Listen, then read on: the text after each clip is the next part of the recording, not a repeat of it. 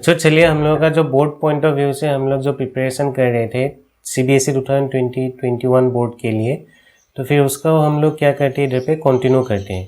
तो फिर अभी तक हम लोग का कौन सा इधर पे टॉपिक्स कवर हो गया था इलेक्ट्रोकेमिस्ट्री का। इधर पे फर्स्ट हम लोग का टॉपिक था रेडॉक्स रिएक्शन, ये हम लोग का कवर हो गया था।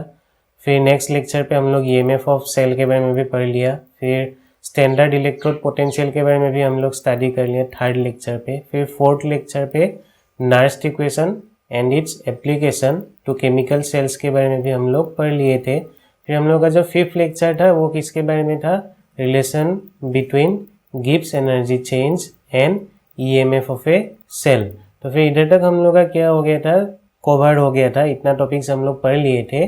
तो फिर आज का जो लेक्चर होगा वो बहुत ही सिंपल है, और आज का लेक्चर हम लोग किसके बारे में आज स्टडी करेंगे, कंडक्टेंस इन इलेक्ट्रोलाइटिक सॉल्यूशन। तो फिर ये बहुत ही हम लोग का एक क्या है, इजी टॉपिक है, तो फिर हम लोग जल्दी से उसको पढ़ लेते हैं। तो फिर चलिए हम लोग अभी पढ़ेंगे कंडक्टेंस इन इलेक्ट्रोलाइटिक सॉल्यूशन। बच्चों मैं हेडिंग लगा लेता हूँ, आप लोग भी लगा लीजिए मेरे साथ, कंडक्टेंस इन इलेक्ट्रोलाइटिक सॉल्यूशन, कंडक्टेंस इन इलेक्ट्रोलाइटिक सॉल्यूशन। बच्चों इस टॉपिक पे जनरली हम लोग को किसके बारे में पढ़ना है, कंडक्टर्स के बारे में पढ़ना है। हम लोग को किसका स्टडी करना पड़ेगा, इधर पे हम लोग स्टडी करेंगे कंडक्टर्स के बारे में। अच्छा आप लोगों को तो मालूम है कंडक्टर्स क्या होता है, the substance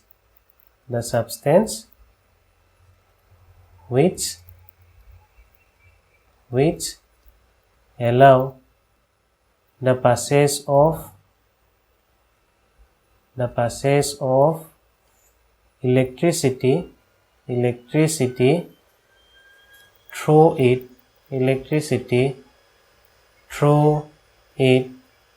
are known as conductor। तो फिर जो भी सब्सटेंस क्या करेगा, हम लोग का उधर से इलेक्ट्रिसिटी फ्लो होने के लिए परमिट करेगा, या फिर इलेक्ट्रिसिटी हम लोग का उधर से अगर फ्लो कर सकेगा, ऐसे सब्सटेंस को हम लोग क्या बोलते हैं, जनरली कंडक्टर्स बोलते हैं। The substance which allow the passage of electricity through it are known as conductors. बच्चों अभी ये जो कंडक्टर्स होता है, कंडक्टर्स हम लोग का दो तरह का होता है। कौन सा टाइप होता है कंडक्टर्स का, मैं आप लोगों को बोलने जा रहा हूँ। कंडक्टर्स का हम लोग का दो टाइप होता है।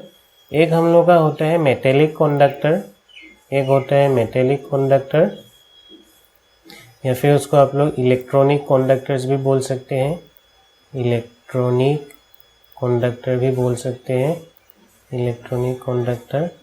और फिर दूसरा टाइप जो हम लोग का था उसको हम लोग क्या बोलेंगे, उसको हम लोग बोलेंगे इलेक्ट्रोलाइटिक कंडक्टर, इलेक्ट्रोलाइटिक कंडक्टर। तो बच्चों हम लोग का दो तरह का क्या होता है, कंडक्टर्स होता है। एक होता है मेटेलिक कंडक्टर और इलेक्ट्रॉनिक कंडक्टर, जिसके बारे में हम लोग डिटेल पे फिजिक्स पे पढ़ते हैं। और हम लोग का जो केमिस्ट्री पे मेन हम लोग का जो टॉपिक है वो क्या है, इलेक्ट्रोलाइटिक कंडक्टर्स के बारे में हम लोग को इधर पे पढ़ना पड़ेगा।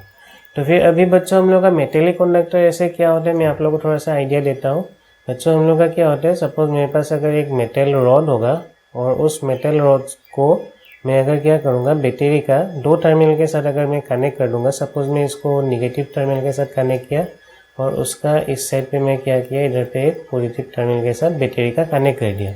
अभी क्या होगा, जब हम लोग इधर से बैटरी को उधर पे हम लोग अगर ऑन कर देंगे, स्विच ऑन कर देंगे अगर सर्किट को, तो हम लोग का इधर पे क्या होगा, due to the movement of electron, इधर पे हम लोग का क्या होता है, ये जो रॉड होगा उसके अंदर पे जो इलेक्ट्रॉन्स होता है, इस रॉड के अंदर पे जो हम लोग का इलेक्ट्रॉन्स होगा वो क्या करेगा, मूव करने लगेगा। और due to the flow of electron, ये जो हम लोग का फ्लो ऑफ इलेक्ट्रॉन इधर पे हो रहा था इन द मेटल, या फिर इन द आप लोग बोल सकते हैं रॉड, उसके कारण हम लोग को क्या मिलेगा, उधर पे कंडक्टिविटी या फिर कंडक्टेंस मिलेगा। तो फिर ऐसा टाइप ऑफ जो हम लोगों का क्या होता है, कंडक्टर्स होता है, उसको हम लोग जनरली क्या बोलते हैं, मेटेलिक कंडक्टर्स बोलते हैं। मेटेलिक क्यों बोलते हैं, जनरली हम लोग का इधर पे क्या होता है, मेटल्स ही हम लोग इधर पे लेते हैं, मेटल्स का ही हम लोग जनरली इधर पे स्टडी करते हैं। और नहीं तो आप लोग उसको क्या बोल सकते हैं, इलेक्ट्रॉनिक कंडक्टर। इलेक्ट्रॉनिक कंडक्टर क्यों, क्योंकि इधर पे हम लोग का जो कंडक्टेंस हम लोग को मिल रहा था due to the flow of electron हम लोग को मिल रहा था, इसलिए उसको हम लोग क्या बोलते थे, इलेक्ट्रॉनिक कंडक्टर बोलते थे। और दूसरा टाइप ऑफ जो हम लोग का कंडक्टर है उसको हम लोग क्या बोलेंगे, इलेक्ट्रोलाइटिक कंडक्टर। ये कैसा होता है मैं आप लोगों को थोड़ा सा बोलता हूँ।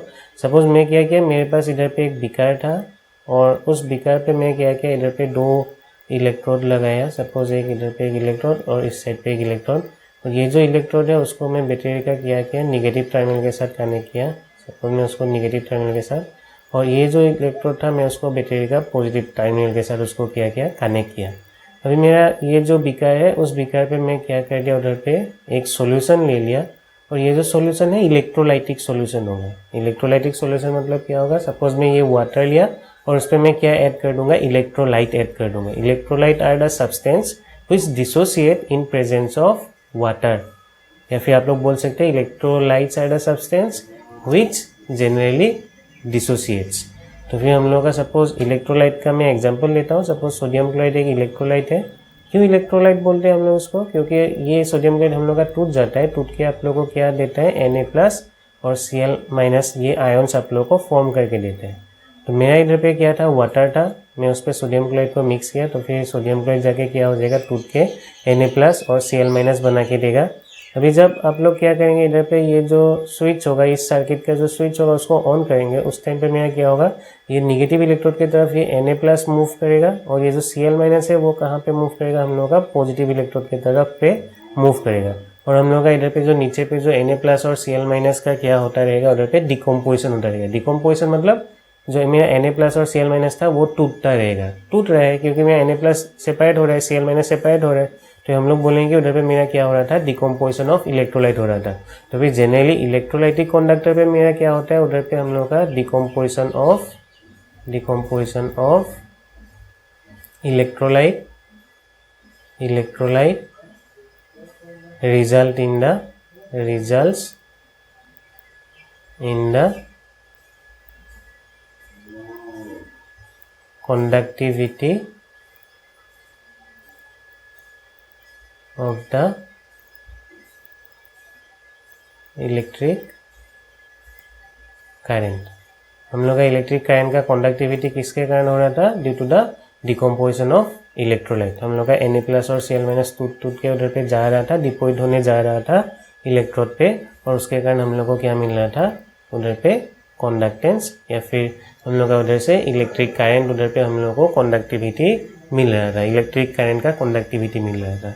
तो बच्चों हम लोग का कंडक्टर्स 2 तरह का होता है, कौन सा होगा, एक तो होगा मेटेलिक कंडक्टर और दूसरा मेरा क्या होगा, इलेक्ट्रोलाइटिक कंडक्टर। मेटेलिक कंडक्टर मतलब क्या होता है, आप लोग कोई भी मेटल्स लेंगे और उस मेटल से हम लोग का जनरली क्या होता है, इलेक्ट्रॉन फ्लो होता है, उधर पे हम लोग का मेटल एटॉम्स होगा। मेटल एटॉम्स कोई भी, सपोज मैं अगर एक एग्जांपल लेता हूँ, मेरे पास सपोज ये एक सपोज सोडियम मेटल ही ले लेता हूँ, तो मैं सोडियम मेटल पे हम लोग का क्या होता है, Na+ बन के रहेगा उधर पे सॉलिड के अंदर पे Na+, और उधर पे मेरा क्या होगा, ये इलेक्ट्रॉन एक एक वो रिलीज करके रखेगा। तो फिर ये इलेक्ट्रॉन्स हम लोग का क्या होता है, मूव होता है। इलेक्ट्रॉन्स हम लोग का क्या होगा, पॉजिटिव टर्मिनल की तरफ पे मूव होगा, और उसके कारण ही हम लोग का उधर पे क्या मिल रहा था, उधर पे इलेक्ट्रिकल कंडक्टिविटी मिल रहा था।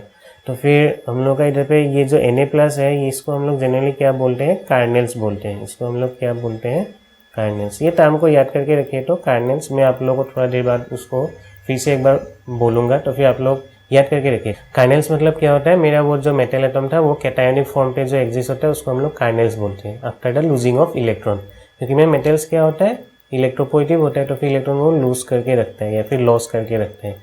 तो उधर पे ऐसे इलेक्ट्रॉन मेरा फ्रीली प्रेजेंट होगा, तो फिर वो मेरा क्या होता है, वो मूव करता रहता है, उसके कारण हम लोग को उधर पे मेटेलिक कंडक्टिविटी उधर पे हम लोग को मिलता है। तो फिर कंडक्टर्स 2 हो गया, एक मेटेलिक कंडक्टर और एक क्या हो गया मेरा इलेक्ट्रोलाइटिक कंडक्टर। डिटेल पे मेटेलिक कंडक्टर के बारे में आप लोग कहाँ पे पढ़ेंगे, फिजिक्स पे। मैं इधर पे क्या किसका स्टडी करूँगा, इलेक्ट्रोलाइटिक कंडक्टर के बारे में। अच्छा, अभी जो हम लोग टॉपिक पढ़ेंगे, क्या पढ़ेंगे अभी, फैक्टर्स अफेक्टिंग मेटेलिक कंडक्टेंस। आप लोग ये जो फैक्टर्स बोलने जा रहा हूँ मैं अभी, उसको थोड़ा अच्छे से ध्यान देके सुनिए। तो फिर फैक्टर्स अफेक्टिंग मेटेलिक कंडक्टेंस। तो फर्स्ट वाला जो हम लोग का फैक्टर होगा जिसके कारण हम लोग का मेटेलिक कंडक्टेंस क्या होता है, चेंज होता है, वो क्या है हम लोग का nature and structure, nature and structure of the metal, मतलब हम लोग का जो मेटल है उसका नेचर कैसा होगा और साथ ही साथ उसका स्ट्रक्चर कैसा होता है। तो मैं आप लोगों को इसको थोड़ा सा एक्सप्लेन करता हूँ। सपोज मैं दो एटम लेता हूँ, एक मेरे पास लिथियम का एटम है और मेरे पास एक सपोज मान लीजिए आप सीजियम का एटम है। अच्छा देखिए, इधर पे हम लोग को मालूम है लिथियम का साइज छोटा होता है और जो सीजियम होता है उसका साइज मेरा क्या होता है, बड़ा होता है। तो इसका स्ट्रक्चर हम लोग का वेरी कर रहे हैं और उसका नेचर भी हम लोग का क्या है, मैं आप लोगों को बोलने जा रहा हूँ। ये जो लिथियम एटम होगा वो थोड़ा सा लेस इलेक्ट्रोपॉजिटिव होगा और ये जो सीजियम होगा वो मेरा क्या होगा, हाईली इलेक्ट्रोपॉजिटिव होगा। ये मेरा क्या होगा, हाईली इलेक्ट्रोपॉजिटिव नेचर का होगा, इलेक्ट्रोपॉजिटिव नेचर का होगा। ये मेरा नेचर हो गया। और इसका जो स्ट्रक्चर था, स्ट्रक्चर मेरा क्या है, ये बिगर होगा, मतलब वो उसका साइज क्या होगा, आप लोग बिगर बोल सकते हैं या फिर लार्ज बोल सकते हैं। ये मेरा उसका क्या हो गया, स्ट्रक्चर हो गया। तो फिर इधर पे मेरा जो लिथियम था उसका स्ट्रक्चर क्या होगा, मेरा स्मॉल होगा, स्मॉलर होगा। और ये मेरा स्ट्रक्चर हो गया। और दूसरा वाला मेरा उधर पे क्या था, उधर पे नेचर, ये मेरा क्या होगा, उसका नेचर क्या होगा, लेस इलेक्ट्रोपॉजिटिव होगा। इलेक्ट्रोपॉजिटिव मतलब आप लोगों को तो मालूम होगा शायद। लेस इलेक्ट्रोपॉजिटिव मतलब मेरा क्या था, वो इजीली इलेक्ट्रॉन लॉस नहीं करेगा। कौन, लिथियम। और इलेक्ट्रोपॉजिटिव अगर ज़्यादा है मतलब वो मेरा क्या करेगा, इजीली इलेक्ट्रॉन लॉस कर देगा। बच्चों देखिए, अगर साइज बड़ा होगा तो फिर मैं इधर पे जो न्यूक्लियस होगा, न्यूक्लियस और इलेक्ट्रॉन के बीच में उधर पे एट्रैक्टिव फोर्स इतना ज़्यादा नहीं होगा, तो फिर इजीली वो इलेक्ट्रॉन क्या कर सकते हैं, दे सकते हैं या फिर लॉस कर सकते हैं। तो उसके कारण उसका मेरा क्या होगा, उधर पे इलेक्ट्रोपॉजिटिव कैरेक्टर उधर पे ज़्यादा होगा। या फिर आप लोग बोल सकते हैं कि उधर पे मेरा कंडक्टिविटी, जो मेटेलिक कंडक्टिविटी होगा वो मेरा क्या होगा, ज़्यादा होगा। या फिर मेटेलिक कंडक्टेंस हम लोग का किसका ज़्यादा होगा, सीजियम का ज़्यादा होगा। वेरेज लिथियम का स्मॉल साइज है, उसका स्ट्रक्चर स्मॉल है और साथ ही साथ उसका जो इलेक्ट्रोपॉजिटिव कैरेक्टर होगा वो मेरा क्या होगा, कम होगा। क्यों कम होगा, क्योंकि मेरा इधर पे जो न्यूक्लियस होगा अंदर पे और वो जो वैलेंस इलेक्ट्रॉन है, दोनों के बीच में अट्रैक्टिव फोर्स मेरा ज़्यादा होगा। और अगर ज़्यादा होगा तो फिर ये इलेक्ट्रॉन में इजीली लॉस नहीं हो पाएगा। तो फिर हम लोग का उधर पे बोलेंगे कि उधर पे इलेक्ट्रोपॉजिटिव कैरेक्टर क्या है, कम है।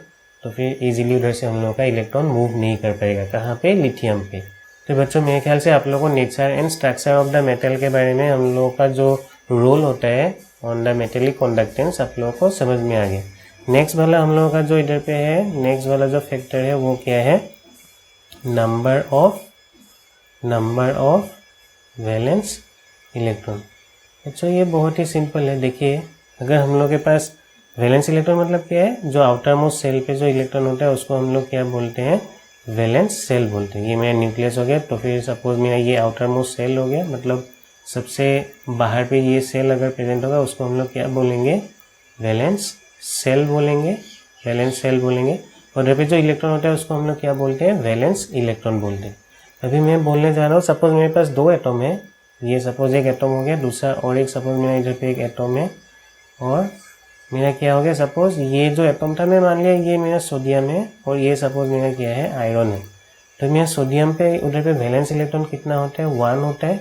Ways in case of iron हम लोग का उधर पे कितना वैलेंस इलेक्ट्रॉन होगा, उधर पे आप लोग देख सकते हैं उसका इलेक्ट्रॉनिक कॉन्फ़िगरेशन लिख के। अगर हम लोग इलेक्ट्रॉनिक कॉन्फ़िगरेशन लिखेंगे तो फिर उधर पे कितना होगा, आयरन का अगर इलेक्ट्रॉनिक कॉन्फ़िगरेशन लिखेंगे 1s2 2s2 2p6 3s2 3p6 4s2 3d, उधर पे कितना हो जाएगा 6। तो फिर देखिए आउटर मोस्ट सेल पे उधर पे हम लोग का कितना इलेक्ट्रॉन प्रेजेंट है, आयरन का उधर पे हम लोग का 6 इलेक्ट्रॉन प्रेजेंट है, 6 वैलेंस इलेक्ट्रॉन प्रेजेंट है। तो फिर अगर 6 वैलेंस इलेक्ट्रॉन होगा तो फिर उधर पे डेफिनेटली हम लोग का उधर पे इलेक्ट्रॉन्स बहुत ज़्यादा उधर पे वो क्या कर सकते हैं, लॉस कर सकते हैं आउटर मोस्ट सेल से। अगर आउटर मोस्ट सेल से अगर 6 इलेक्ट्रॉन वो लॉस करके देगा तो आप लोग का उधर पे क्या होगा, कंडक्टिविटी ज़्यादा होगा।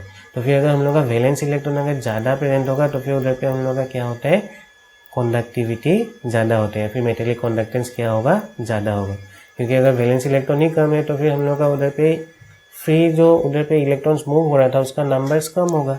और अगर मैं उधर पे वैलेंस इलेक्ट्रॉन ज़्यादा होगा, उधर पे नंबर ऑफ फ्री इलेक्ट्रॉन्स उधर पे जो घूम रहा था मेटल का जो मैं आप लोगों को दिखाया था रोड पे, उधर पे क्या होगा, उसका नंबर ज़्यादा होगा। तो फिर उसके कारण उसका कंडक्टिविटी या फिर कंडक्टेंस आप लोग बोल सकते हैं क्या होगा, ज़्यादा होगा। थर्ड वाला जो पॉइंट है वो थोड़ा सा आप लोग इधर पे ध्यान दे के सुनिए। थर्ड वाला हम लोग का पॉइंट है टेम्परेचर। तो फिर टेम्परेचर का क्या रोल होगा मेटेलिक कंडक्टेंस मैं आप लोगों को बोलने जा रहा हूँ। बच्चों अगर आप लोग टेम्परेचर को अगर क्या करेंगे, टेम्परेचर को अगर आप लोग इंक्रीज करेंगे तो मेरा जो मेटेलिक कंडक्टेंस होता है, मेटेलिक कंडक्टेंस वो क्या होगा, मेटेलिक कंडक्टेंस डिक्रीज होगा। तो बच्चों ये क्यों होता है मैं आप लोगों को इधर पे बोलने जा रहा हूँ।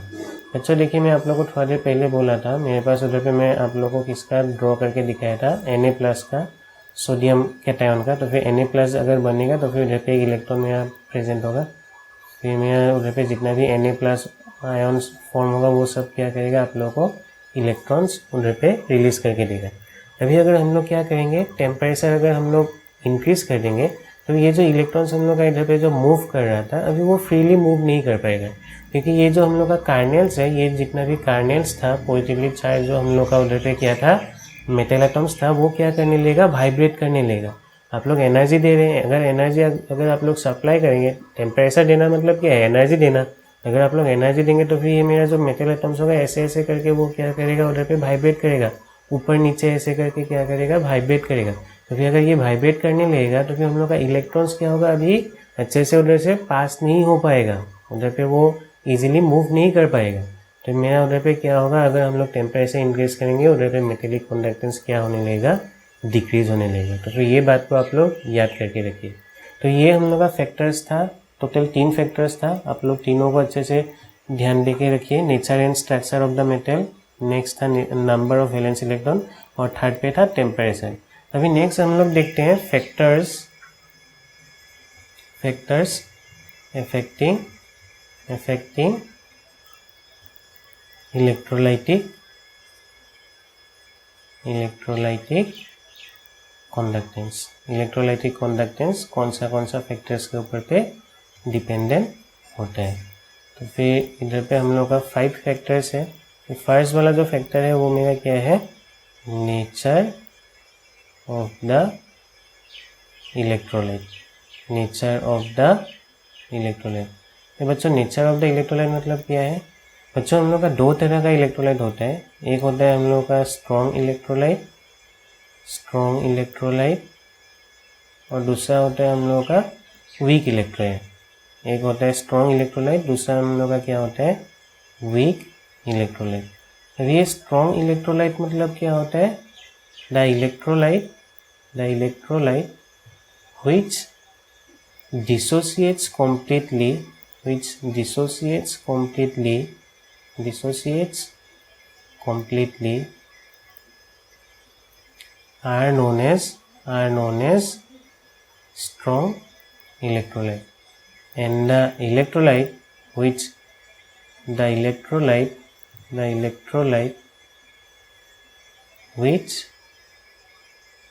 does not dissociates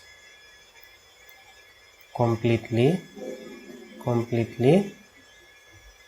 are known as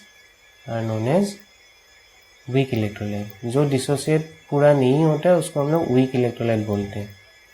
मतलब क्या है मैं आप लोगों को बोलने जा रहा हूँ, देखिए फॉर एग्जांपल स्ट्रॉन्ग इलेक्ट्रोलाइट का मैं एक एग्जांपल लेता हूँ इधर पे। स्ट्रॉन्ग इलेक्ट्रोलाइट का फॉर एग्जांपल स्ट्रॉन्ग इलेक्ट्रोलाइट हम लोग का सोडियम क्लोराइड क्या होता है, स्ट्रॉन्ग इलेक्ट्रोलाइट होता है। मतलब क्या है, अगर आप सोडियम क्लोराइड को क्या करेंगे, वाटर पे अगर उसको घोलेंगे या फिर वाटर पे अगर उसको मिक्स करेंगे तो ये जो NaCl होगा वो मेरा क्या हो जाता है, कॉम्प्लीटली डिसोसिएट हो जाता है। मतलब अगर आप लोग इधर पे 100 सपोज सोडियम क्लोराइड का अगर उधर पे मोलिकुल्स लेंगे तो फिर 100 में से वो क्या हो जाएगा, 100 ही डिसोसिएट हो जाएगा।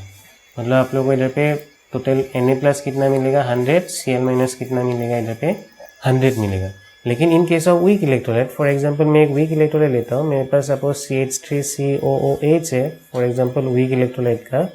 वीक इलेक्ट्रोलाइट के केस पे क्या होता है, अगर आप लोग एसिटिक एसिड लेंगे तो फिर वो मेरा क्या होता है, कम्प्लीटली डिसोसिएट नहीं होता है। वो क्या होगा, बहुत कम अमाउंट पे वो मेरा क्या होता है, डिसोसिएट होता है। CH3CO- फॉर्म करेगा, साथ ही साथ क्या फॉर्म करेगा, उधर पे H+ आयन फॉर्म करेगा। तो बच्चों इधर पे हम लोग अगर क्या करेंगे, एसिटिक एसिड अगर 100 मोलिकुल्स लेंगे तो इधर पे आप लोग का जो ये एसिटेट आयन और ये जो H+ आयन फॉर्म हुआ था उसका नंबर्स क्या होगा, बहुत कम होगा। अराउंड मान लीजिए उसका 5% जैसे, मतलब इधर पे अगर 100 मोलिकुल्स लेंगे, अगर 5 मोलिकुल्स आप लोगों को इधर पे एसिटेट आयन और 5 मोलिकुल्स आप लोगों को किसका मिलेगा, उधर पे H+ आयन्स का मिलेगा। मतलब उधर पे मेरा जो इलेक्ट्रोलाइट है वो अच्छे से डिसोसिएट नहीं हो रहा था, मतलब इजीली वो टूट नहीं रहा था, अच्छे से टूट नहीं रहा था। अगर पूरा का पूरा टूटेगा या फिर डिकम्पोज होगा उसको आप लोग स्ट्रॉन्ग इलेक्ट्रोलाइट बोलेंगे। और अगर हम लोग का क्या होगा, इलेक्ट्रोलाइट कम्प्लीटली डिसोसिएट नहीं होगा या फिर कम डिसोसिएट होगा, उसको हम लोग वीक इलेक्ट्रोलाइट बोलेंगे। अभी स्ट्रॉन्ग इलेक्ट्रोलाइट के केस पे आप लोग बोलिए क्या होगा। अगर हम लोग का स्ट्रॉन्ग इलेक्ट्रोलाइट लेंगे तो भी हम लोग का उधर पे आयन्स क्या होगा, उधर पे आयन्स हम लोग का उधर पे ज़्यादा मिलेगा। अगर हम लोग स्ट्रॉन्ग इलेक्ट्रोलाइट लेंगे तो फिर हम लोग का उधर पे पॉजिटिव चार्ज और निगेटिव चार्ज जो कैटायंस और एनायंस उसका नंबर्स क्या होगा, ज़्यादा होगा। तो फिर अगर हम लोग का स्ट्रॉन्ग इलेक्ट्रोलाइट पे अगर कैटायंस और एनायंस का नंबर्स अगर ज़्यादा होगा उस टाइम पे उसका इलेक्ट्रोलाइटिक कंडक्टेंस का वैल्यू भी क्या होगा, ज़्यादा होगा।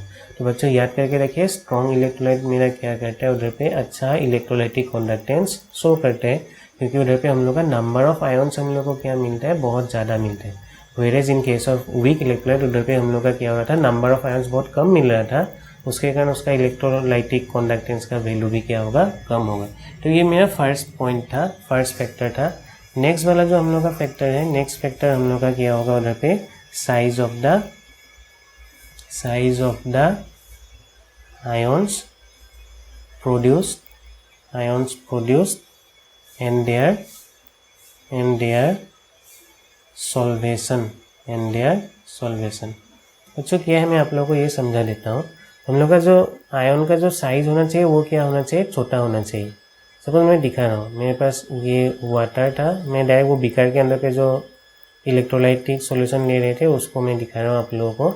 बच्चों अगर हम लोग क्या करेंगे, सपोज मैं इधर पे लिथियम सपोज क्लोराइड ले लिया, तो इधर पे मेरा क्या होगा, Li पॉजिटिव और क्या प्रेजेंट होगा, Cl- प्रेजेंट होगा।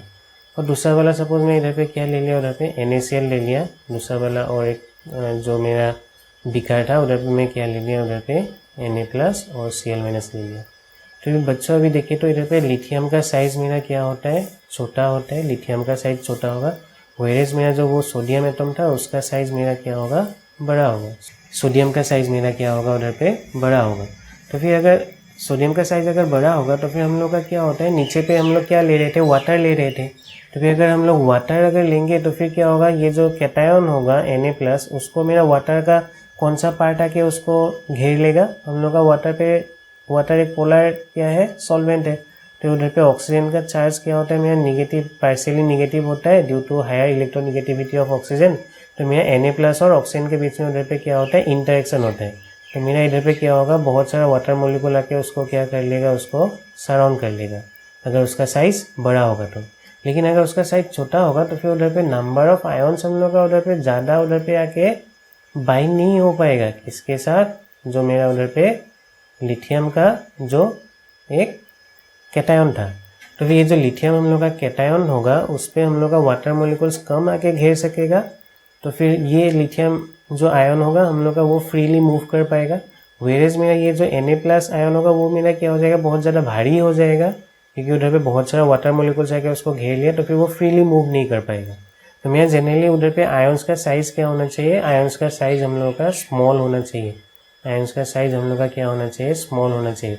तभी जाके हम लोग का जो क्या होगा, इलेक्ट्रोलाइटिक जो कंडक्टेंस होगा उसका वैल्यू क्या होगा, ज़्यादा होगा। इलेक्ट्रोलाइटिक कंडक्टेंस का वैल्यू ज़्यादा होगा। बच्चों मेरे ख्याल से आप लोगों को समझ में आया। अगर समझ में नहीं आया तो फिर कमेंट बॉक्स पे लिखिए उसको। तो फिर नेक्स्ट वाला जो पॉइंट है हम लोग का इधर पे क्या था, थर्ड में है nature of the solvent and it's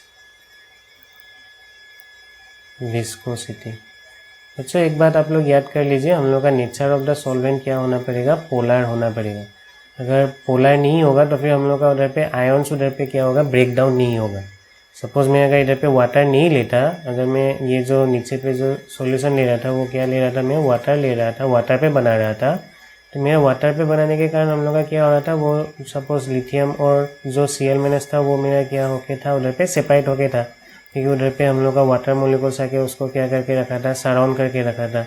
Cl- को कौन सराउंड करके रखेगा, उधर पे हम लोग का जो H+ आयन्स था वो उसको क्या करके रखेगा, सराउंड करके रखेगा, क्योंकि H+ हम लोग का उधर पे पॉजिटिवली चार्ज होता है। हम लोग का वो जो वाटर होगा उधर पे H के ऊपर पे कौन सा चार्ज होगा, पार्शियल पॉजिटिव चार्ज होता है। तो फिर Cl- को हाइड्रोजन आके बाइंड करके रखेगा वाटर का। तो फिर हम लोग का ये दोनों जो लिथियम और जो Cl- होगा वो जो आयन्स था वो मेरा क्या हो गया था, उधर पे सेपरेट हो गया था, इसलिए वो लोग क्या कर रहा था, उधर पे मूव कर रहा था इन प्रेजेंस ऑफ इलेक्ट्रिक करंट। लेकिन अगर वो दोनों अगर हम लोग का क्या होगा, कॉम्बाइन होके रहेगा। कॉम्बाइन होके कब रहेगा, जब हम लोग का उधर पे ऐसे वाटर मोलिकुल्स आके घेर जो रहा था, अगर ऐसा अगर हम लोग का पोलर सॉल्वेंट्स नहीं होगा तो फिर वो दोनों में उधर पे क्या होगा, चिपक के रहेगा। Li+ और Cl- ऐसे बाइंड होके रहेगा, Li+ और Cl-। तो फिर हम लोग का इधर पे एक तो मोलिकुल बन के नहीं रहता है, उधर पे Li+ और Cl- के बीच में मेरा क्या होगा, बहुत ज़्यादा स्ट्रॉन्ग उधर पे एट्रैक्टिव फोर्स होगा, अगर उधर पे हम लोग का पोलर सॉल्वेंट्स नहीं होगा तो फिर उधर पे हम लोग का Li+ और Cl- भी इजीली हम लोग का मूव नहीं कर पाएगा अगर उधर पे पोलर सॉल्वेंट्स प्रेजेंट नहीं होगा तो फिर हम लोग का उधर पे नेचर क्या होना पड़ेगा, सॉल्वेंट का पोलर होना पड़ेगा। साथ ही साथ विस्कोसिटी हम लोग का क्या होना है, कम होना है। विस्कोसिटी मतलब हम लोग का जो फ्लो हो रहा था उधर पे, जो सॉल्वेंट पे जो आयन्स फ्लो हो रहा था, क्यों हम लोग का फ्लो हो सक रहा था उधर पे, उसका विस्कोसिटी कम होना पड़ेगा।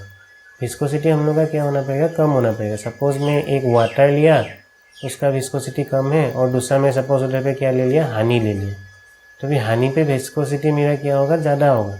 तो मेरा इधर पे इजीली कहाँ पे आयन्स मेरा मूव कर सकेगा, वाटर के केस में, क्योंकि उधर पे हम लोग का जो ओपोजिंग हम लोग का उधर पे जो उसको ऑब्स्ट्रैक्ट करने के लिए उधर पे उसका जो विस्कस फोर्स होगा उसका वैल्यू क्या होगा, कम होगा। लेकिन हम लोग का हनी में उसका विस्कस फोर्स जो ओपोजिंग फोर्स होता है हम लोग का मूवमेंट करने के लिए जो नहीं देता है, उसका विस्कस फोर्स का वैल्यू क्या होगा, हम लोग का ज़्यादा होगा। तो फिर हम लोग जनरली किसको लेंगे, जिसका विस्कोसिटी का वैल्यू कम होता है। अच्छा, नेचर ऑफ सॉल्वेंट आप लोगों को समझ में आया कि नहीं है, पोलर होना पड़ेगा। अगर पोलर होगा तभी हम लोग का क्या होता है, वाटर मोलिकुल्स आके उसको क्या करके रखेगा, सराउंड करके रखेगा। क्योंकि मेरा पोलर का एक एग्जांपल हम लोग का क्या हो गया, वाटर हो गया, पोलर हम लोग का सॉल्वेंट का। तो वाटर ऐसे उसको सराउंड करके रखेगा तो फिर दोनों मेरा सेपरेट होके रहेगा। तो फिर हम लोग उधर पे अगर क्या करेंगे, इलेक्ट्रिक करंट अगर पास करेंगे तो फिर वो दोनों मेरा क्या होने लगेगा, उधर पे फ्लो होने लगेगा। लेकिन अगर वो दोनों कॉम्बाइन होके रहेगा, कॉम्बाइन होके कब रहेगा, जब हम लोग का जैसे ये वाटर मोलिकुल्स घेर रहा था, अगर उधर पे वाटर मोलिकुल्स नहीं घेरेगा, कब नहीं घेरता है, जब हम लोग का नॉन पोलर सॉल्वेंट्स होता है। नॉन पोलर सॉल्वेंट्स में उधर पे हम लोग का फेवरेबल इंटरेक्शन नहीं होता है, जो मेरा उधर पे पोलर जो इलेक्ट्रोलाइट होता है। तो फिर आप लोगों को तो वो रूल मालूम ही है, कौन सा वाला, लाइक डिजोल्व लाइक। तो फिर हम लोग का इधर पे पोलर ही क्या होता है, डिजोल्व होता है। तो उसको आप लोग याद करके रखिए। और विस्कोसिटी उसका क्या होना पड़ेगा, कम होना पड़ेगा। नेक्स्ट अभी फोर्थ वाला हम लोग का फैक्टर क्या होगा, concentration of the solution. Concentration of the solution, ये बहुत सिंपल है। कॉन्सेंट्रेशन ऑफ द सॉल्यूशन क्या होगा, अगर आप लोग कॉन्सेंट्रेशन अगर बहुत ज़्यादा लेंगे, सपोज मैं इधर पे क्या किया, दो भी कर लिया, एक पे सपोज कॉन्सेंट्रेशन मेरा क्या था, कम था, मतलब इधर पे कॉन्सेंट्रेशन कम मतलब क्या होगा, Na+ और Cl- का ही मैं एग्जांपल लेता हूँ। Na+ और Cl- का इधर पे नंबर्स मेरा क्या होगा, कम होगा। लेकिन अगर मैं हाईली कॉन्सेंट्रेटेड सॉल्यूशन लूँगा तो फिर उधर पे मेरा क्या होगा, Na+ और Cl- का कॉन्सेंट्रेशन क्या होगा, बहुत ज़्यादा होगा। Na+ और Cl- का कॉन्सेंट्रेशन मेरा क्या होगा, उधर पे बहुत ज़्यादा होगा। तो फिर अगर बहुत ज़्यादा उधर पे Na+ और Cl- का कॉन्सेंट्रेशन होगा तो फिर उधर पे मेरा क्या होगा, पॉजिटिव और निगेटिव चार्ज के बीच में इलेक्ट्रोस्टैटिक फोर्सेस ऑफ अट्रैक्शन होगा। और उसके कारण हम लोग का जो इलेक्ट्रोड के तरफ पे उसका मूवमेंट होगा वो बहुत ज़्यादा नहीं होगा, या फिर ईजिली वो मूव नहीं कर पाएगा। क्योंकि कॉन्सेंट्रेशन ज़्यादा होने के टाइम पे हम लोग का क्या होता है, इलेक्ट्रोस्टैटिक फोर्स ऑफ अट्रैक्शन बहुत ज़्यादा ऑपरेट करेगा। और हम लोग का उधर पे फ्री मूवमेंट जो हम लोग का हो रहा था पॉजिटिव और निगेटिव इलेक्ट्रोड की तरफ, वो क्या हो जाएगा, कम होने लगेगा। लेकिन इधर पे हम लोग का अगर नंबर ऑफ आयन्स हम लोग का कम होगा तो फिर उधर पे वो फ्रीली मूव कर सकेगा, क्योंकि उधर पे हम लोग का इलेक्ट्रोस्टैटिक फोर्स ऑफ अट्रैक्शन क्या होता है, कम होगा। तो फिर वो इजीली मूव कर लेगा। Na+ मेरा निगेटिव इलेक्ट्रोड की तरफ, Cl- मेरा पॉजिटिव इलेक्ट्रोड की तरफ पे मूव करेगा, और उसके कारण इलेक्ट्रोलाइटिक कंडक्टेंस क्या होगा, ज़्यादा होगा। तो फिर कॉन्सेंट्रेशन ऑफ द सॉल्यूशन हम लोग का क्या होना पड़ेगा, लेस होना पड़ेगा। उधर पे कॉन्सेंट्रेशन ऑफ द सॉल्यूशन हम लोग का लेस होना है। फाइनली हम लोग का क्या होगा, फिफ्थ वाला जो पॉइंट, इधर पे आप लोग इसको थोड़ा सा ध्यान दीजिए। तो 5th वाला पैरामीटर हम लोग का टेम्परेचर है। तो फिर अभी 5th वाला पैरामीटर टेम्परेचर पे आप लोग थोड़ा सा ध्यान दीजिए। अगर हम लोग क्या करेंगे, टेम्परेचर को इंक्रीज करेंगे तो फिर हम लोग का उधर पे क्या होगा, इलेक्ट्रोलाइटिक कंडक्टेंस क्या होगा, इंक्रीज होने लगेगा। बच्चों ये मेटेलिक कंडक्टर से ये क्या हो गया, डायरेक्ट अपोजिट हो गया। मेटेलिक कंडक्टर पे क्या हो रहा था, टेम्परेचर अगर हम लोग इंक्रीज करेंगे, मेटेलिक कंडक्टर उधर पे क्या हो रहा था, डिक्रीज हो रहा था, क्योंकि उधर पे मेरा वाइब्रेशन हो रहा था, जो कार्नेल्स वाइब्रेट कर रहा था। लेकिन टेम्परेचर अगर आप लोग क्या करेंगे, इलेक्ट्रोलाइट के केस पे अगर इंक्रीज करेंगे तो फिर आप लोगों का उधर पे क्या होगा, कंडक्टेंस ज़्यादा होगा। क्यों होता है ऐसा बच्चों, हम लोग का इधर पे क्या होगा, अगर हम लोग टेम्परेचर इंक्रीज कर देंगे तो फिर हम लोग का नंबर ऑफ आयन्स हम लोग का उधर पे ज़्यादा प्रोड्यूस होगा। मतलब क्या है, सपोज मेरे पास ये Na+, Cl- इधर पे मेरा पहले क्या था, उधर पे इलेक्ट्रोस्टैटिक फोर्स ऑफ अट्रैक्शन से सपोज ये क्या था, मेरा उधर पे बंधा हुआ था, एक दूसरे के साथ बंधा हुआ था। तो फिर मेरा अगर क्या करूँगा, उधर पे टेम्परेचर अगर इंक्रीज करूँगा, टेम्परेचर अगर ज़्यादा दे दूँगा तो फिर ये जो मेरा आयन्स होगा वो क्या हो जाएगा, ईजिली ब्रेक डाउन हो जाएगा और आप लोगों को क्या बना के देगा, कैटायन और एनायन बना के देगा। तो फिर ईजिली हम लोग को उधर पे कैटायन और एनायन हम लोगों को मिल जाएगा। और अगर आप लोगों को कैटायन और एनायन अगर मिल रहा है तो फिर उधर पे आप लोग का इलेक्ट्रोलाइटिक कंडक्टेंस भी ज़्यादा होगा, क्योंकि वही तो मूव करता है हम लोग का इन प्रेजेंस ऑफ इलेक्ट्रिक करंट। तो बच्चों मेरे ख्याल से आप लोगों को समझ में आ गया। तो फिर हम लोग का दो तरह का क्या था उधर पे, कंडक्टर्स था। कौन सा था, एक तो था हम लोगों का मेटेलिक कंडक्टर और दूसरा हम लोग का क्या था, इलेक्ट्रोलाइटिक कंडक्टर था। तो मैं आप लोगों को फैक्टर्स बोला मेटेलिक कंडक्टेंस के लिए या फिर मेटेलिक कंडक्टर के लिए, क्या था, nature and structure of the metal, number of valence electron, then temperature. फिर फैक्टर्स अफेक्टिंग इलेक्ट्रोलाइटिक कंडक्टेंस पे नेचर ऑफ द इलेक्ट्रोलाइट, फिर next size of the ions produce and their solvation, third पे nature of the solvent and its viscosity, fourth पे concentration of the solution और fifth पे temperature. तो ये points को आप लोग अच्छे से थोड़ा सा अपना लैंग्वेज पे बना के लिखिए। मेरे ख्याल से आप लोगों को ये वीडियो समझ में आ गया और ये बहुत ही इजी टॉपिक था। अगर आप लोगों को समझ में आए तो फिर इस वीडियो को एक लाइक कर दीजिए, दोस्तों के साथ शेयर कर दीजिए और चैनल को सब्सक्राइब करके रखिए, क्योंकि हम लोग बोर्ड पॉइंट ऑफ व्यू से इधर पे क्या कर रहे हैं, वीडियोस को अपलोड कर रहे हैं। तो फिर आप लोगों के लिए बहुत ज़्यादा हेल्पफुल होगा। जो लोग इधर पे बने हुए हैं तो फिर आप लोग अच्छे से प्रिपेयर करते रहिए। कुछ भी डाउट है आप लोग कमेंट सेक्शन पे लिखिए और हम लोग का ये जो मिशन 2021 है वो हम लोग का क्या होगा, बहुत अच्छे से सक्सेसफुल होगा। तो आज का लेक्चर को हम लोग यहीं पे ख़त्म करते हैं, फिर मिलेंगे। धन्यवाद।